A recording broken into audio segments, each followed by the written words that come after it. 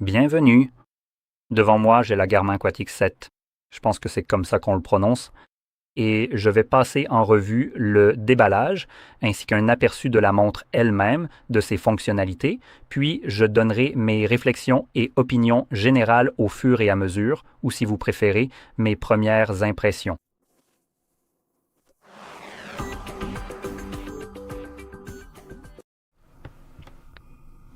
D'accord, alors ouvrons-la,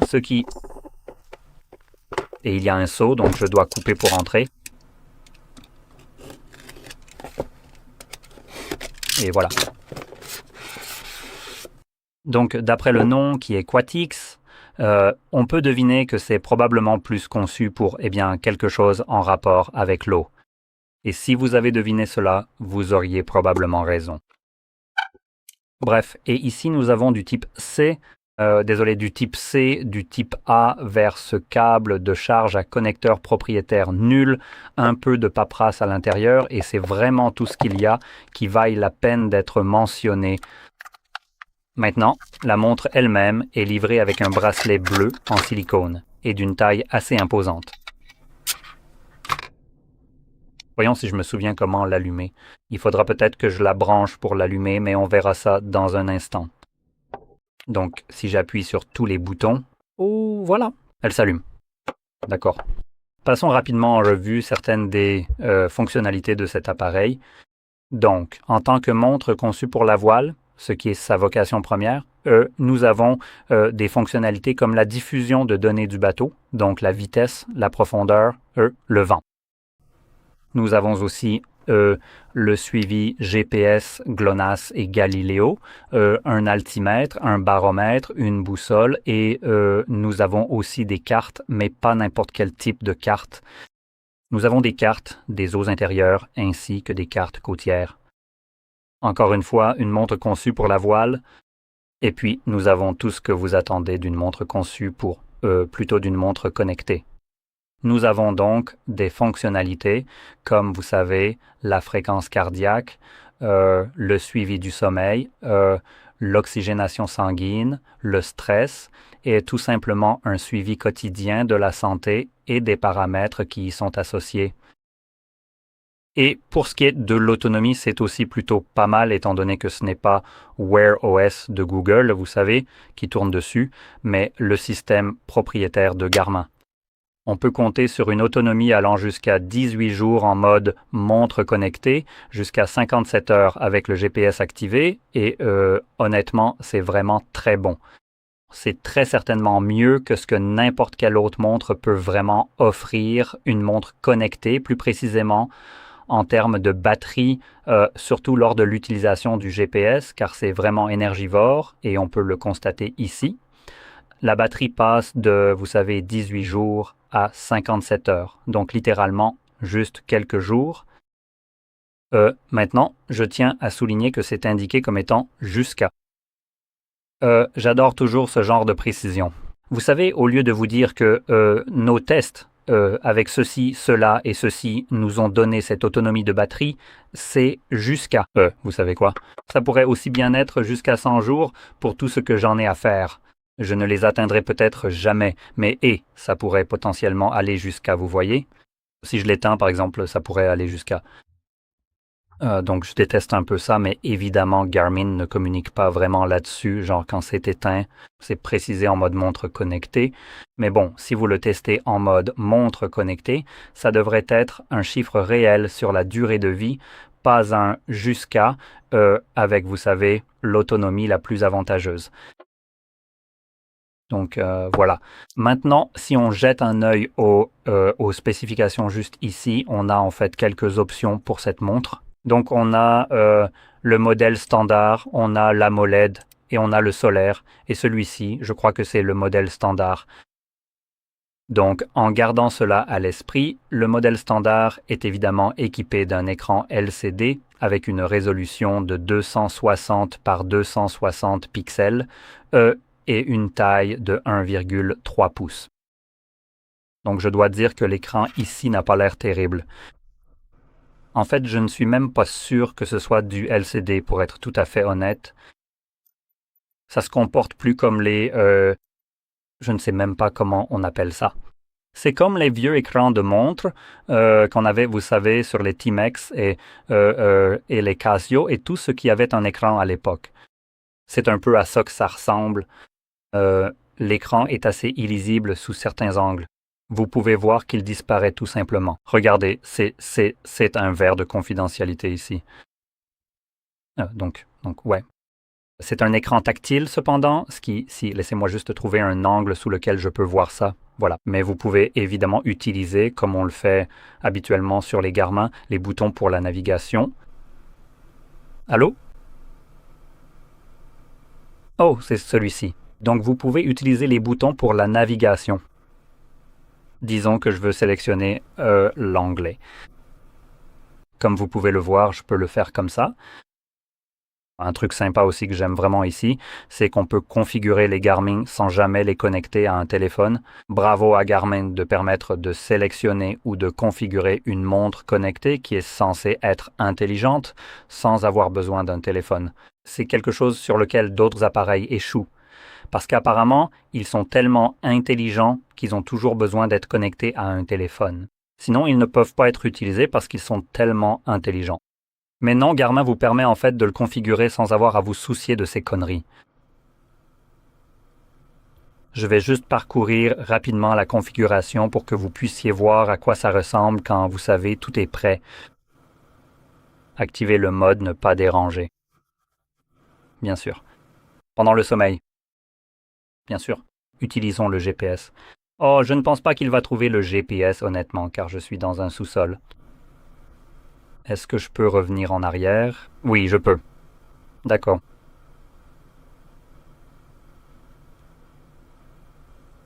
Ah, et voilà. Donc, il y a bien de la couleur, c'est indéniable.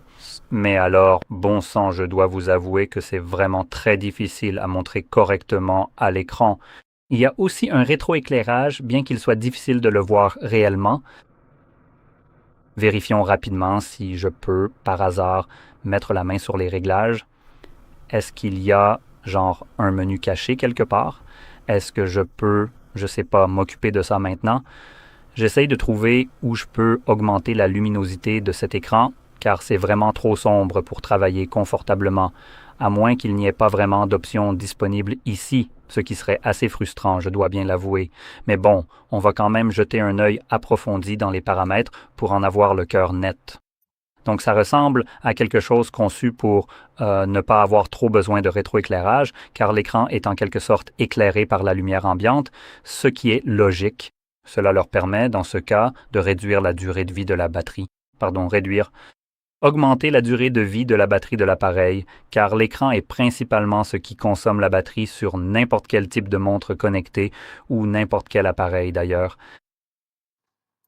Donc, en jetant un coup d'œil rapide, pour l'instant, le rétroéclairage est complètement éteint et on peut toujours voir l'écran même sans aucune lumière provenant de celui-ci.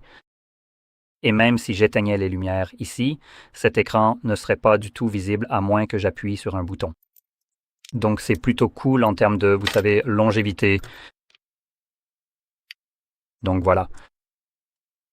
Maintenant, comme d'habitude, c'est du Garmin, donc ce n'est pas donné. Celui-ci coûte environ 1800 PLN, ce qui fait... Laissez-moi vérifier rapidement combien cela représente. Oups.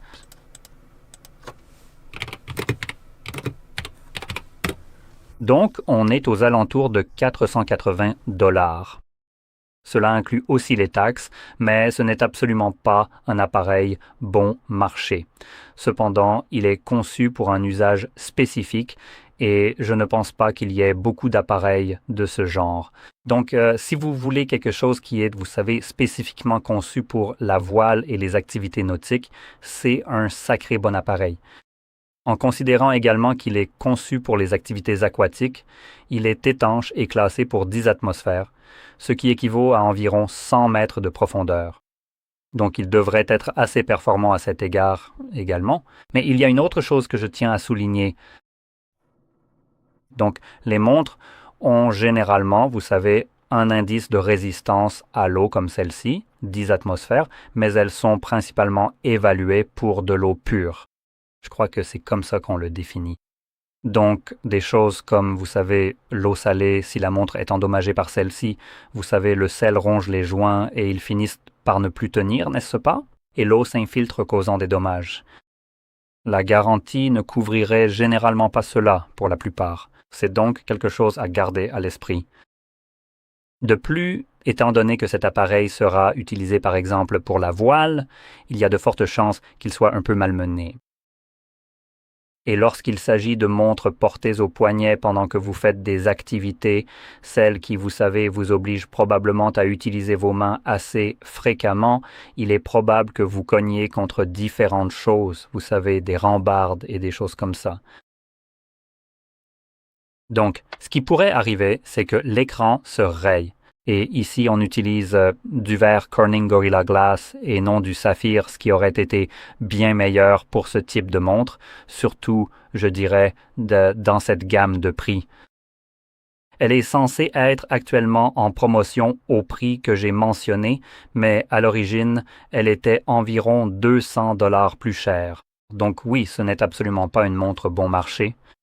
Et j'ai aussi oublié de mentionner une chose, les spécifications que je lisais concernaient pour la plupart la montre de 47 mm.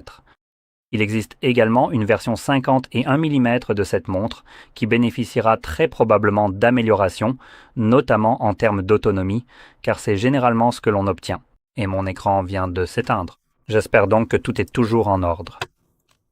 Mais oui, avec l'augmentation du diamètre de la montre, on passe d'un écran de 1,3 pouces à 1,4 pouces et à 280 par 280 pixels au lieu de, c'est quoi déjà, 240 je crois ou quelque chose comme ça. Ou pour le reste, vous savez, la résistance à l'eau est toujours la même et pour l'essentiel, tout va rester identique. La seule autre différence est qu'il y a plus de stockage sur l'appareil et, si je parviens à trouver l'information, la batterie offrira très probablement une meilleure autonomie. Mais à part ça, l'appareil disposera essentiellement du même ensemble de fonctionnalités. Maintenant, je vérifie rapidement une chose de plus. Je veux juste vérifier leur site web. Il semble que la variante de 51 mm sera fournie avec un bracelet en métal, ce qui pourrait être sympa si vous aimez ça. Et en plus de ça, pour le moment du moins, leur site web ne me permet de sélectionner que la version solaire. Si je change pour AMOLED ou standard, il repasse automatiquement au modèle 47 mm au lieu du 51. Donc oui, le modèle 51 mm n'existe qu'en version solaire, ce qui, étant donné qu'il est solaire, vous offrira une bien meilleure autonomie. Si vous êtes constamment à l'extérieur, vous n'aurez peut-être même pas besoin de charger cet appareil du tout, tant que vous savez que vous avez la lumière directe du soleil et que l'appareil est constamment rechargé grâce à la charge solaire. Mais quoi qu'il en soit, cela conclut cette présentation. Une montre solide conçue pour un usage spécifique. Voilà, c'est à peu près tout. Si vous avez trouvé cette vidéo utile, n'oubliez pas de cliquer sur « J'aime », de vous abonner et merci d'avoir regardé.